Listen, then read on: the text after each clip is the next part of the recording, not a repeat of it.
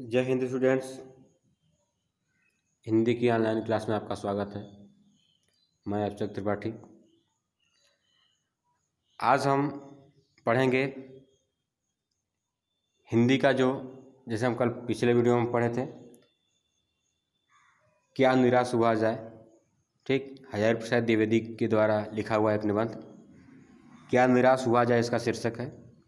ठीक है, इसके पहले भाग को हम पढ़ चुके थे।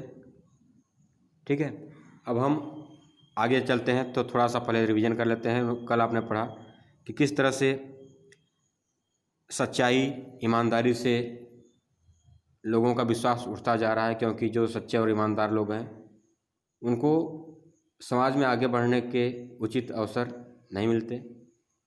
ठीक है, इसलिए सच्चाई और ईमानदारी से उनका विश्वास उठता जा रहा है, जबकि ऐसा नहीं होना चाहिए। हमें अच्छे मार्ग को नहीं छोड़ना चाहिए, सत्य के मार्ग को नहीं छोड़ना चाहिए। ठीक है, हम अपने मन को नियंत्रित करें। हमारे मन के अंदर जो अनेक प्रकार की बुराइयां हैं उनको अपने बस में करें और अपने जीवन को आगे बढ़ाएं। ठीक है, अब हम चलते हैं आगे।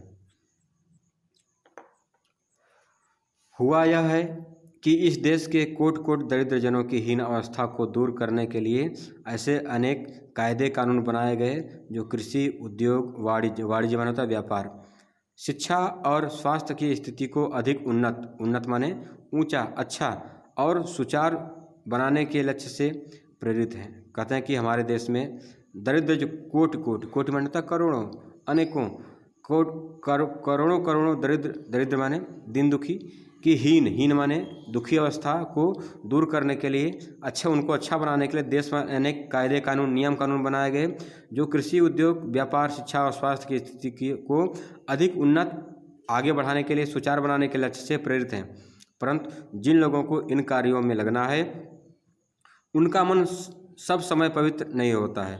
प्रायः वे ही लक्ष्य को भूल जाते हैं और अपनी ही सुख सुविधा की ओर ज़्यादा ध्यान नहीं देने लगते हैं। ठीक ना, आई बात समझे। प्रायः वे ही लोग लक्ष्य को भूल जाते हैं और अपनी ही सुख सुविधा की ओर ज़्यादा ध्यान देने लगते हैं। कहने मतलब कि जो भी सरकार ने पिछड़े लोगों को आगे बढ़ाने के लिए, दीन दुखियों को आगे बढ़ाने के लिए, गरीबों के लिए अनेक प्रकार की योजनाएं चलाई हैं, लेकिन वो जो योजनाएं हैं, वे योजनाएं, व्यवस्थाएं उचित लोगों तक, यानी उस के लायक जो हैं उन लोगों तक नहीं पहुंच पाती हैं। उसके ऊपर ही जो लोग हैं, जैसे आप लोग देख रहे हैं गांव में हैं या शहर में हैं, तो जो सरकार की योजनाएं हैं सभी लोगों को नहीं मिल पाती हैं। ठीक, जो उस योजना के लायक हैं, हकदार हैं, उन लोगों को वह व्यवस्था नहीं मिल पाती है। जो हकदार नहीं है वे लोग उसका लाभ उठा लेते हैं। भारतवर्ष सदा कानून के धर्म के रूप में देखता आ रहा है।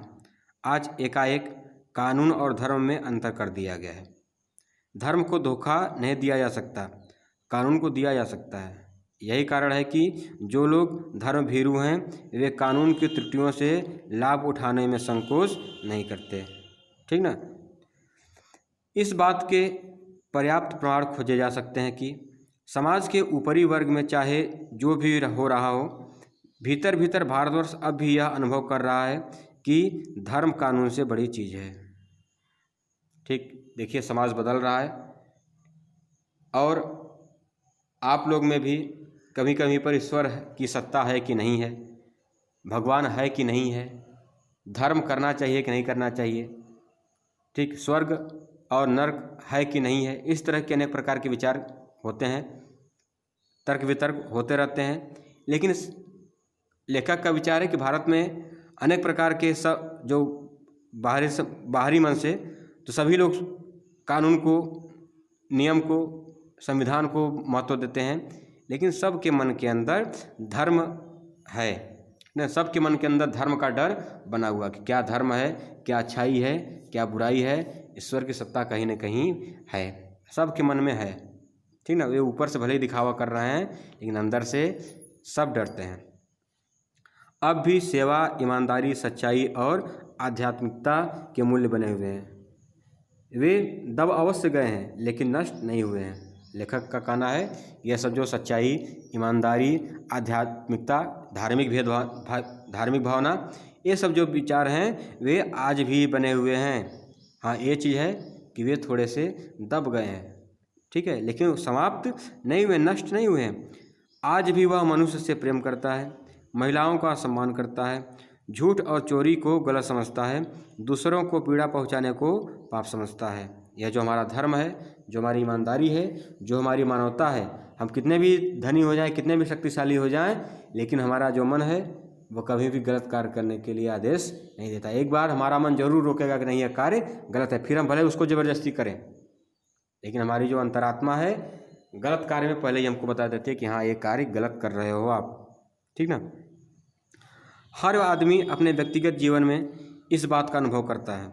हर आदमी, देखिए मुझे बताया है कि हर व्यक्ति अपने व्यक्तिगत जीवन में इस बात का अनुभव करता है। कौन सी बात का? कि धर्म है, ठीक। अगर हम गलत कर रहे हैं तो हमारा मन एक बार अवश्य हमको रोकेगा कि हमको यह कार्य नहीं करना चाहिए। समाचार पत्रों में जो भ्रष्टाचार के प्रति इतना आक्रोश है वह यही साबित करता है, ठीक। समाचार पत्रों में, न्यूज़पेपर में भ्रष्टाचार के प्रति इतना जो आक्रोश यानी क्रोध, गुस्सा, वह यही साबित करता है कि हम ऐसी चीज़ों को गलत समझते हैं, ठीक। समाचार पत्रों को हम पढ़ते हैं, उसमें जितने प्रकार के लेख छपे होते हैं उनको पढ़ करके हमें क्रोध आता है, भ्रष्टाचार के प्रति आक्रोश होता है, गुस्सा होता है, ठीक है, और साबित करता है कि हमें ऐसी गलत चीज़ों को गलत समझते हैं और समाज में उन तत्वों की प्रतिष्ठा कम करना चाहते हैं जो गलत तरीके से धन या मान संग्रह करते हैं, ठीक है। दोषों का पर्दाफाश करना बुरी बात नहीं है। अगला पैराग्राफ है कि दोषों का पर्दाफाश यानी किसी भी जो चीज़ पीछे छुपी हुई है उसको सामने लाना, यानी पर्दाफाश यानी सच्चाई को प्रकट करना, सत्य क्या है, ठीक। तो दोषों का पर्दाफाश करना, दोषों की सच्चाई बताना बुरी बात नहीं है। बुराई यह मालूम होती है कि किसी के आचरण के गलत पक्ष को उद्घाटित करके उसमें रस लिया जाता है और दोषोद्घाटन को एकमात्र कर्तव्य मान लिया जाता है, ठीक ना। कहने का मतलब यह है कि किसी की बुराई को प्रकट करना, उसका पर्दाफाश करना बुरी बात नहीं है, लेकिन बुराई क्या है? बुराई है कि किसी के आचरण के गलत पक्ष को उद्घाटित करके उसमें रस लिया जाए। एक व्यक्ति में अच्छे और बुरे दोनों पक्ष होते हैं, लेकिन वर्तमान स्थिति क्या है, वर्तमान परिवेश क्या है?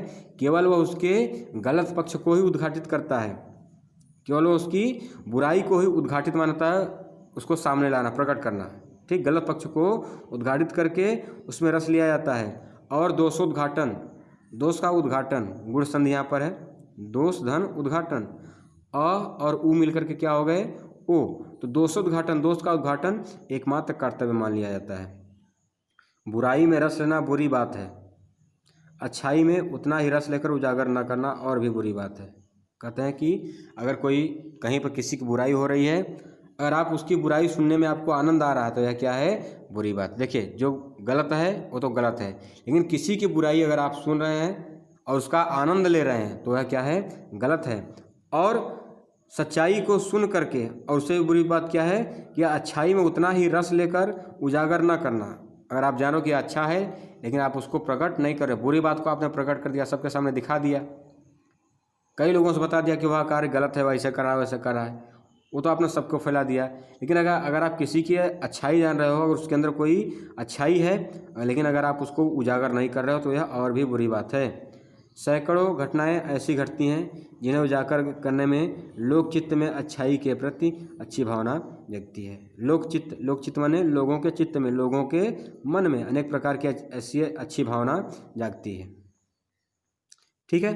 तो आगे चलें। एक छोटी सी कहानी है, ठीक, कि ईमानदारी, सच्चाई लोगों में किस प्रकार से जीवित है आज भी। एक बार रेलवे स्टेशन पर टिकट लेते हुए गलती से मैंने 10 के बजाय 100 रुपये का नोट दिया और मैं जल्दी जल्दी गाड़ी में आकर बैठ गया।